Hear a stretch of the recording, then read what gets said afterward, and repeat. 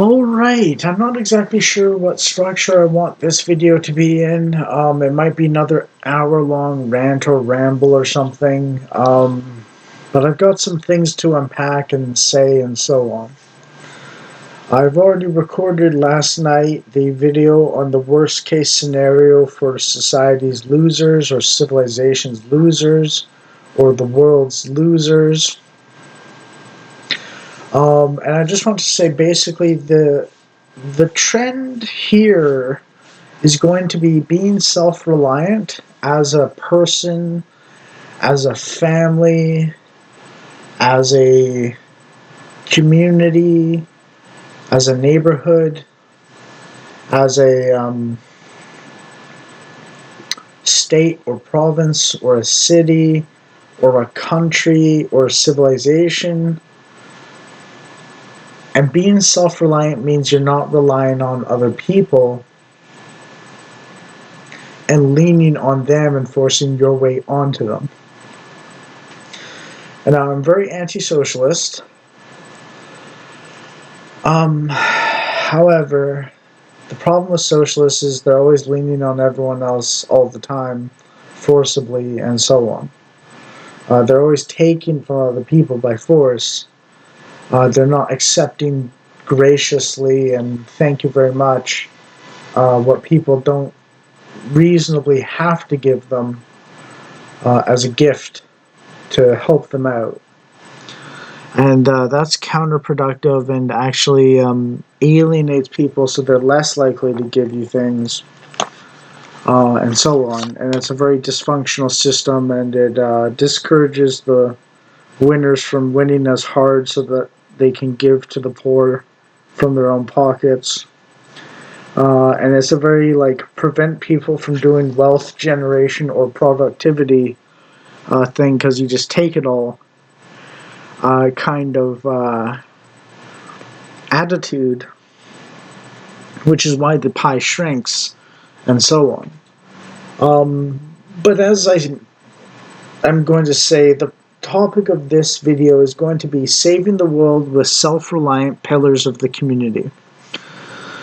So this is going to, I'm disavowing any socialist policies more or less except for basic welfare and basic disability for your own people, not for foreigners.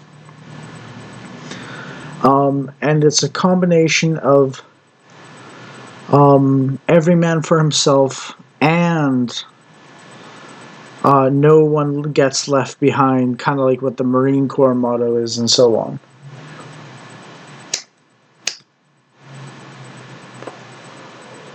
And it gets to the heart of the whole reason why Christianity says you are your brother's keeper, but also he who does not work shall not eat. And what the thread, and this is about threading the needle in my own almost very secular atheist logic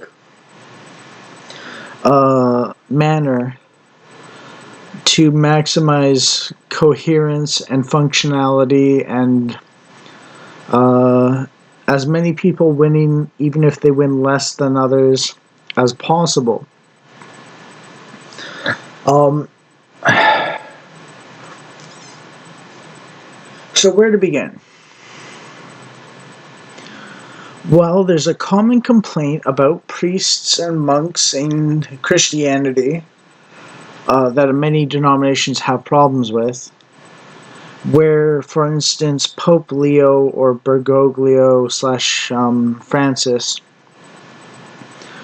are in fact quite socialist-minded in a sense, and people will use it as the Pope agrees with socialism. That's a flex for socialism. But it isn't. Because priests don't earn money. They're distribution encouragers and agents of distribution to the less fortunate. And that's not quite socialism. Idiots will say socialism is the only thing that actually does that.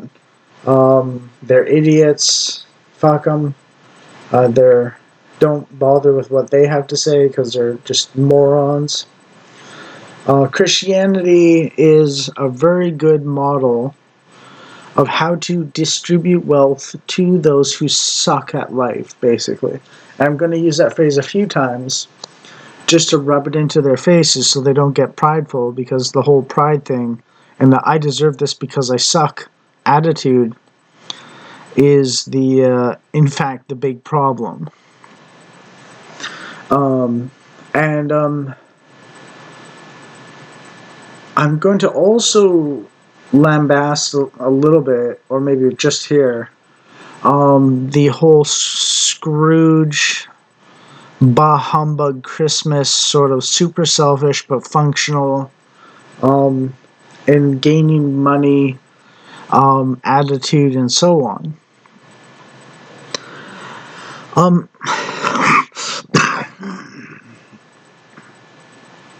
So I'm not for Thomas Sowell feeling good, bragging that he doesn't give to charity.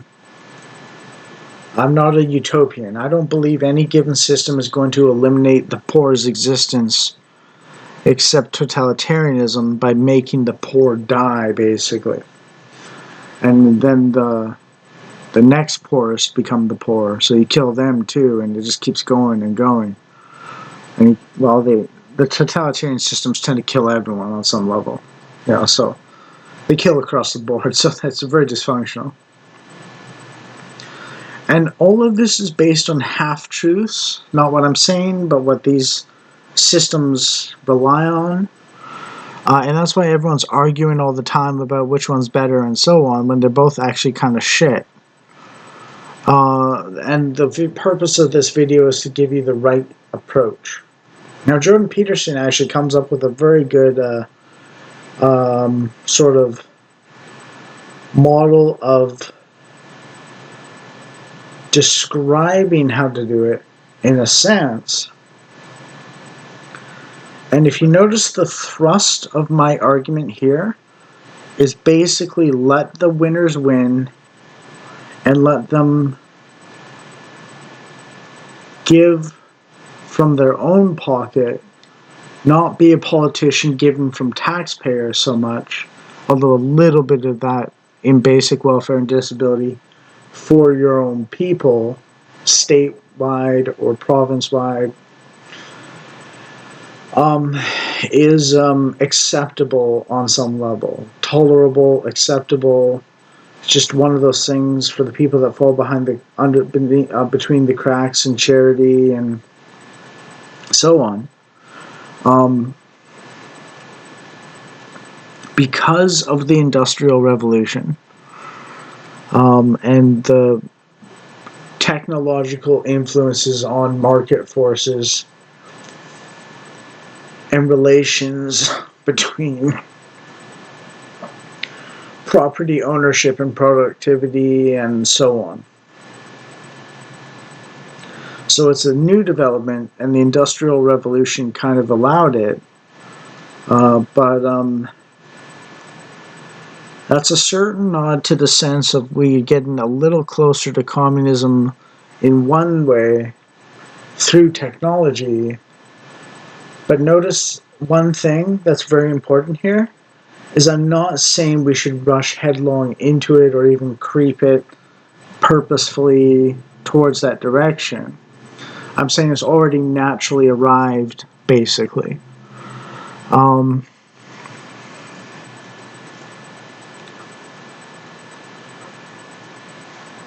And market mechanisms, unmolested by the government, will work, in fact, to keep prices low for food and stuff, while maximizing productivity and efficiency of it and lowering costs and so on an absolute scale, just fine. This is about functionality and threading the needle between goal-seeking self-interest and communal awareness, self-sacrifice, and so on. It's biologically encoded that men are more goal-seeking and self-interested in a certain sense, and women are more self-sacrificial and communally aware in a certain sense when they're playing to their natural type, healthy wise.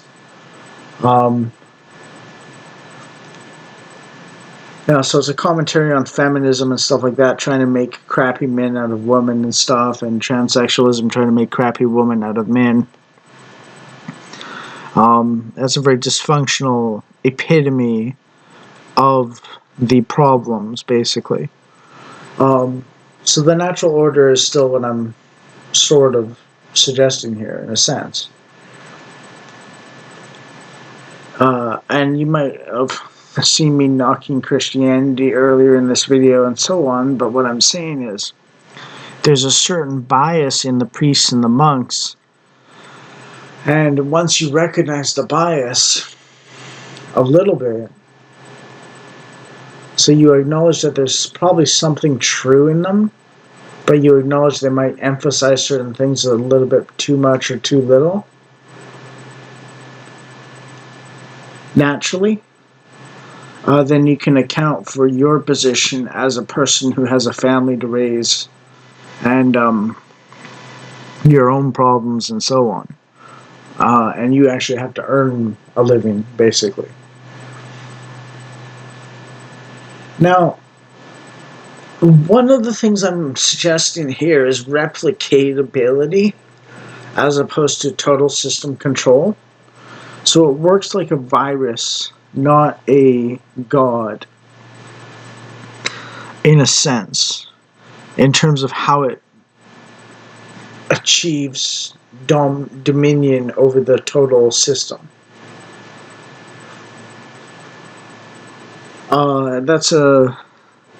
Basically you have a node in a network and it does the right things for itself, and then people copy it and they succeed too, and so on, and it just expands that way to a certain extent. Between nations and civilizations is important, and between states and provinces and so on, and between cities and so on.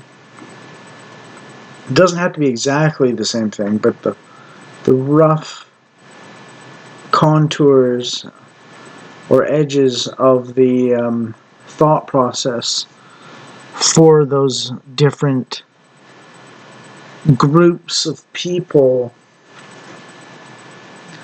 in a roughly similar level of existence is the right approach to it. And that works between families and stuff too. It works between individuals. It's one of those things that's the right philosophy behind it, basically. Though I have to control the world before everything's going to be perfect, and if I'm not controlling the world, then of course it's going to be shitty. It's a very dysfunctional, and we don't want people like that in charge, and so on, and so on. And it's about breaking down problems to the point someone can solve them. Now, it does take all kinds to make the world go round. I'm like a 130, 140 IQ person, so what I can actually deal with might be a little more in some sense than someone else in a certain way, at least, because I'm kind of autistic, so like my ability to talk to people is significantly retarded, basically. And so I'm more of an intellectual naturally. And I have the pure IQ backing to do so. So my choice in career is going to be using my IQ for video games and then learning how to socialize by entertaining people, basically, so that I can communicate with people and so on. But I've also developed a more integrated personhood than I used to have through my hardships and the graces or merciful treatment I've been given at times from older mentors and kind souls and so on. So I'm benefiting from charitable giving. I'm benefiting from systematic welfare on disability, at least. Maybe you differentiate between the two, but I call disability welfare in a certain way, at least, because it's basically a system thing, not a person-to-person thing. And I'm looking to get off of it and earn my own way, basically. It's about November, halfway through November, and when the Gabe Cube comes out, I'm going to buy it, and then I'm going to start doing a live streaming video game chill out, kind of like relax, and just enjoy life and invite people to enjoy their time with me and so on. And that's going to be a focused direction from now on, or not now on, but like for now. For now, I'm going to make these serious videos while I put finishing touches on my worldview and so on.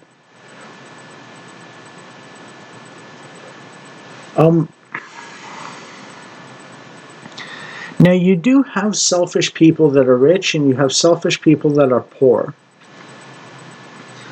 If you have a self-sacrificing person who can make it rich, and they can take care of themselves, and then they can also take care of other people, that is the absolute best system. But you notice how they don't do it with other people's money. So these rich politicians and corporations and charity activists and so on, or the NGOs rather, maybe not charities in the usual sense, where they just private charity gets donations and volunteers kind of work on the ground floor and like they cut their costs, and there's a living wage for the people that have to work 5 days a week, but they cut costs a little bit with volunteers and stuff to distribute wealth to the very needy. That's not what I'm talking against here. Although it's susceptible to corruption as well, and kind of bloat and overhead and managerial overusage compared to on the ground actually doing the work kind of usage of manpower and resources. But to simplify it to selfish rich, selfish poor, self-sacrificing rich, and self-sacrificing poor. But there's an upward and downward direction here. I don't want to argue about who's better between self-sacrificing rich, or self-sacrificing poor, and selfish poor, or selfish rich. The selfish rich might not rely on other people as much, in some sense. But the self-sacrificing poor might rely on people a lot. So that's the libertarian and the socialist, in a nutshell, at their best, even. And the selfish poor are just like those wastrels and like, I already mentioned in my earlier video why they don't get very far in life. And those are the worst ones between the three less good ones. But the absolute perfection of existence is being self-reliant and a pillar of the community as well. And there's a certain degree of Christianity tugging gently in the direction of self-sacrifice consistently, that the natural goal-seeking, my way kind of men can accept is a worthwhile thing to have at all. And this ties into anti-feminism and the whole anti-quotas for women in hiring and so on. Because men are naturally born to be good for those goal-seeking, stressful, productive environments compared to women. So a lot of these problems are dysfunction and waste of resources, human capital, and capabilities, and so on, using exactly the wrong person for the job, and so on.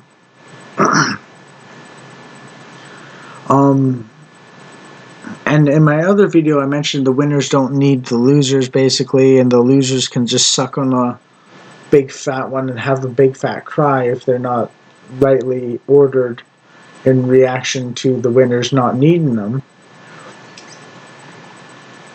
But if you think about it like this, God doesn't need you. He just wants to make things good for you, is the Christian approach. And I believe the reason for that is to instill in the poor an appreciation for the rich that give from their own earned resources to the poor for the poor's well-being, so that it maximizes the poor's ability to get resources while not insulting, scaring, pissing off the winners. But it also has an effect of honoring the well-off for giving to the poor. So there's a bit of a sort of like a reputation kind of payoff of karma in more and more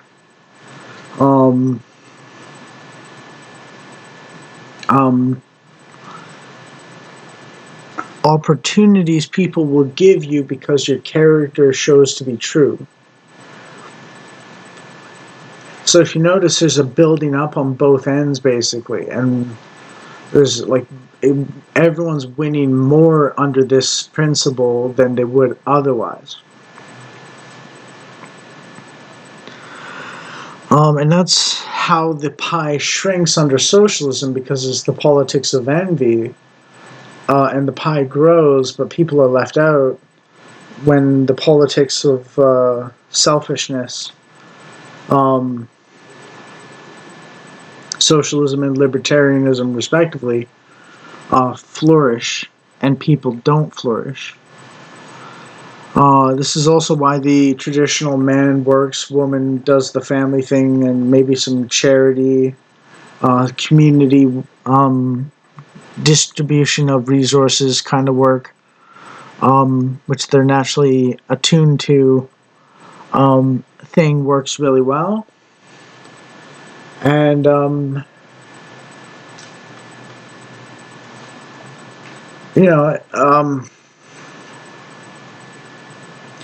it's one of those things that was sabotaged on purpose by Malthusians, who believe the world will run out of resources and therefore we need to collapse society to the minimal amount of usage possible of any resources to last as long as possible, because otherwise we're all going to die horrible deaths if we live well now.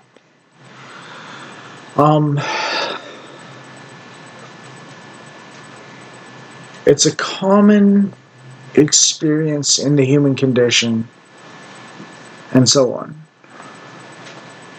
Now, aside from the Malthusians, and aside from the politics of selfishness and envy specifically, so we'll say the politics of continuality or continuation, the politics of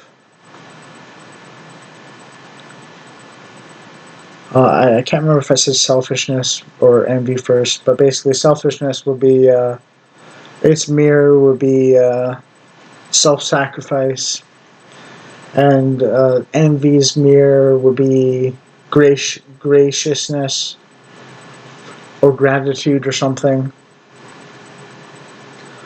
Then we could turn around all of civilization's problems like in just like that, like in a snap. Um, Now, it does take all kinds, and it's a very confusing mix, but this is the core of what is right, what is good, what is actually working, and so on. Um, you'll have selfish rich people, you'll have self sacrificing poor people, you'll have selfish poor people, you'll have self sacrificing rich people. Self sacrificing rich people who earn their money and then give from themselves is the absolute best human being there can be, basically. Um,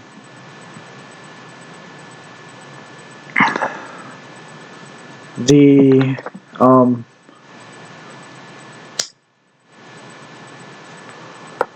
and then we get into how we actually manage to pull that off in some sense. And all the various problems require a certain degree of capability of the mind to figure out and discern and judge how to manage the details of such things in a way that people can actually appreciate and understand, and so on. So we break the problems down into small bits, which is why we use free market, not socialism or neoliberalism. And we also promote the most able people mentally, not just intellectually, not just like they're wise, not just high IQ, not just wise, but both as much as possible, and also experts or veterans, experienced people in their field, roughly. Um, that combination of all those things together in various degrees that are available because there's different types of people, maximizing those capable people who are willing to organize the system so that more people can succeed is actually a very good system. But you notice something instantly, which is when the people that talk about that constantly nowadays seem to talk about it, they're talking socialism. But the difference between me and them is I'm saying you have a free market, and then you can do that at the same time. And I don't mean in the one person controls the world's economy, and he's just so good to us that I got like a loaf of bread for a whole week of food, basically. Like that's not what I mean. So the neoliberals and the neoconservatives, or whatever, the empires and imperialism and so on, and the grievance politics and the socialist policies are right out the window. All of it is. This is about giving from yourself to others in a sense, and serving people by being the best leader you can be for the sake of everyone on some level. But there has to be a moral code, and there has to be raw capability to manage the difficulties of leadership.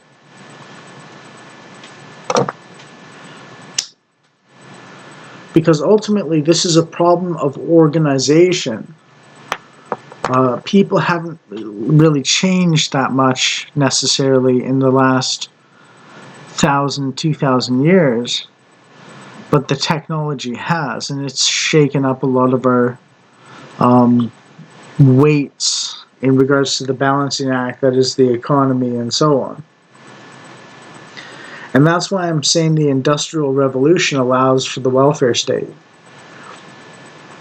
Now, that's just my instincts. And maybe I'm also a little biased because I'm on welfare, so take it with a grain of salt. But I've been working on this pretty heavily, and I'm thinking of decoupling my reliance on welfare and so on.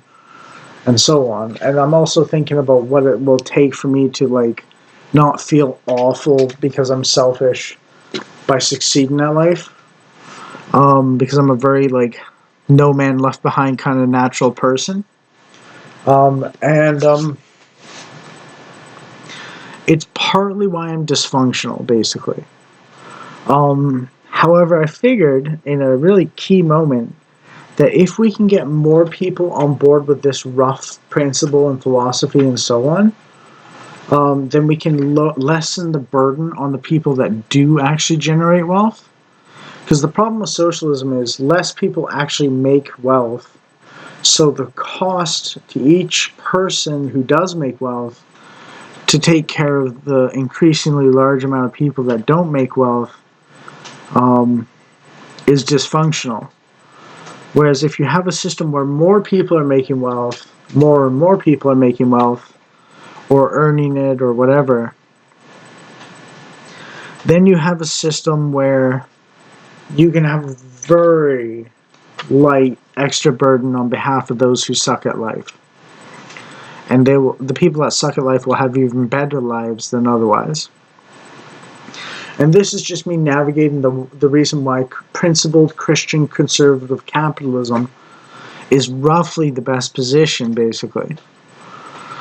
Um, you know, now there's always going to be leftists, there's always going to be right-wingers, there's always going to be Christians, there's always going to be atheists and pagans and pantheists, and there's always going to be socialists and capitalists and so on.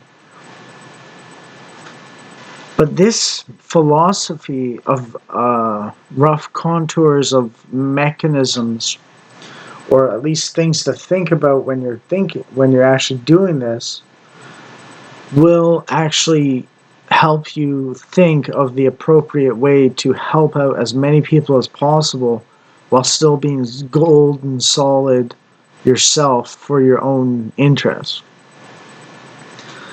And what's more is the more people that do this particular philosophy, the better it will be for everyone.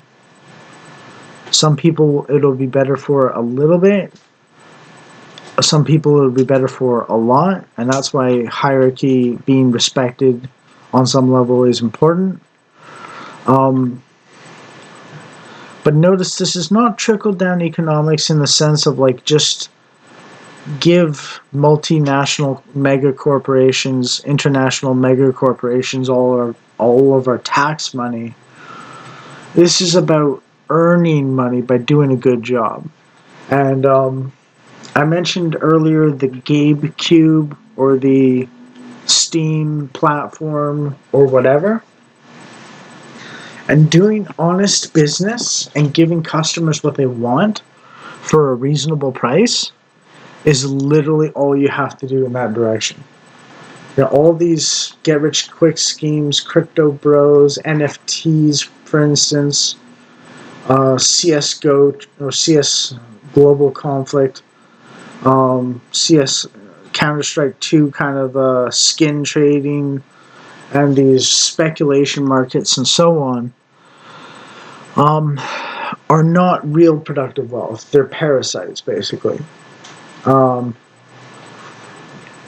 And sabotaging the gaming market's version of those is actually a very excellent thing Steam is doing, basically. You know, because like they're parasites. They're relying on a fiat or a trust me bro value that can change at any moment if people decide it legitimately. Or like actually decide it, sorry. Not legitimately in the sense of like it's valid. Because the thing is, fiat currency is fiat currency is never really valid. You know, it's basically promising like monopoly money, basically, except we happen to act like it has value. You know, you cannot get gold for something like that. Yeah. And that's why Russia's economy is doing so well even under the sanctions, because they're gold backed. You know, so commodity backed currency is actually a very important part of this as well, and so on. So when I mentioned Thomas Sowell not giving to charity and bragging about it not being my thing, I'm not saying he's not wise in the ways of basic economic foundations for well-being, mostly. I'm saying he's got a critical flaw in his attitude that renders him not fully followable. You can't follow him fully for the good society. And this ties into Carl Benjamin or Sargon of Akkad's human relationships dynamic as well, in a sense. And it's a form of systematizing it in a certain way for the civilization and so on. But notice that this will work even amongst people. And it's scalable in the sense of you can use this method for bigger and bigger systems.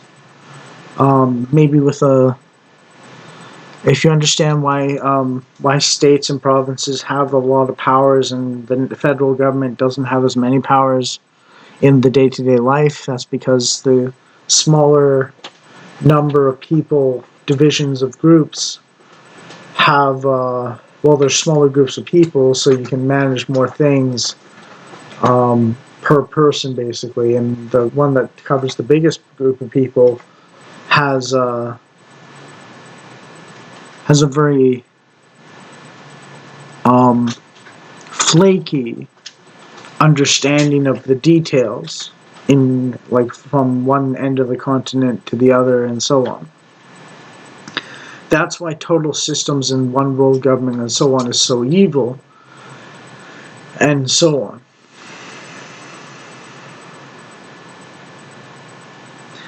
This dynamic even explains why people think anarchism can work better than hierarchical society, because they're basically talking about living in tribes again and so on.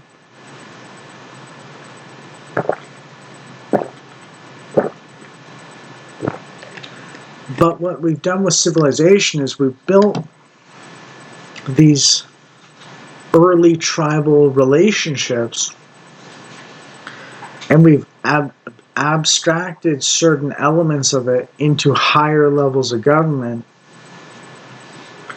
like military and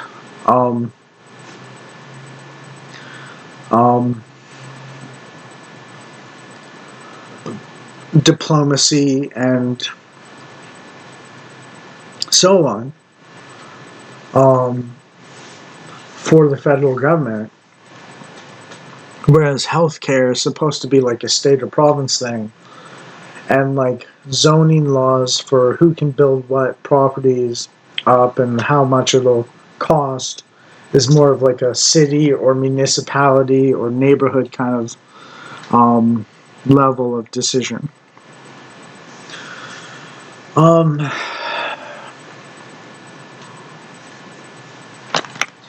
Yeah. So these are the thoughts of why Christian conservative capitalism is basically the best system if you had to boil it down to one single position.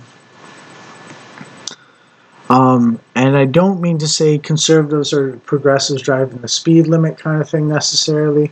I mean, like, on an absolute scale, this position here, reactionaries on the right wing, communists on the left wing, liberals on the left center. Conservatism is the center. Center left, center right is the proper center of a civilization. As like a actual, like, these are your hard values that you will not compromise on position. I'm not going to get into the weeds on how, like, conservatives seem to be dragged leftwards and so on. What I mean to say is reactionaries, conservatives, liberals, and communists, or wokes.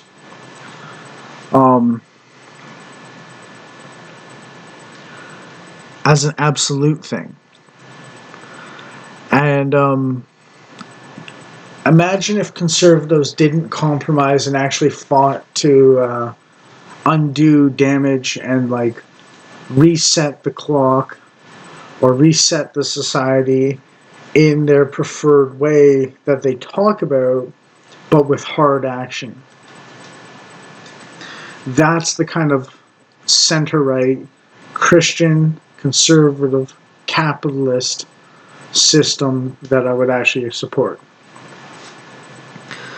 That's why I call myself a liberal reactionary, not just a reactionary, not just a liberal. I'm not just center-left. I'm not just far-right. I'm kind of like on different positions. I'm more like really reactionary for morals, but I'm also like a certain degree of like, I know people aren't perfect, and I want to care for people as well, so I'm liberal in that sense, kind of way. So there's a different formulation for it, but that is roughly the position that I hold, and that's why I hold on to it, and so on. Anyways, I'm making this video in the hopes that when I get the GameCube, I'm going to make a video game entertainment career, just having fun and so on. And I'll continue to do charity from my own pocket, even if I'm on welfare and so on. Because that's just, like, I want to care for people and make sure they're okay kind of guy in a sense. But assuming I'm going to succeed and become popular and famous and rich, this is my uniting principle, or my core principle, of how I'm going to explain my position in a way that I can actually embody or represent and actually act out what I'm saying properly, talk the talk and walk the walk, without being too selfish or too self-sabotaging because I give too much of myself. No healer burnout or caretaker burnout, and no Scrooge before he got visited by the three ghosts of Christmas. And this is my attempt to give my thoughts on these positions in a way that when I get famous, people will look at my previous videos and go like, oh, that's what he was thinking. Oh, and he actually worked out that way, and he succeeded at life, and like, oh, he's getting clout, and I want to get some clout just getting famous and rich. And then people will look at what I've been saying earlier and stuff and go like, oh, actually, that's interesting. He's got a good idea, and it actually worked out for him.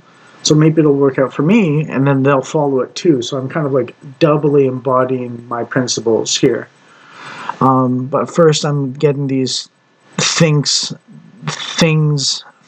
out before I get the GameCube, before it comes out, and before I've got enough money saved up for it, for my due service to society in the intellectual domain, and then eventually I'll just give charitably to the poor from my own pocket and make a lot of money. Yeah, because I'm a very intellectually coded person, and walking the walk of actually getting successful has been a real big struggle for me. And this is the way I'm rationalizing it. But if you notice, it kind of works out. If I get famous and rich, and I keep giving charitably to the poor, then like I've actually done my work here. And if this catches on because I get famous and rich entertaining people, then I've really done my intellectual work too, and it'll like all work out really well. Basically, I'm thinking that's what I'm aiming for. Whether I succeed or fail, I don't know, but that's how I'm gonna do it.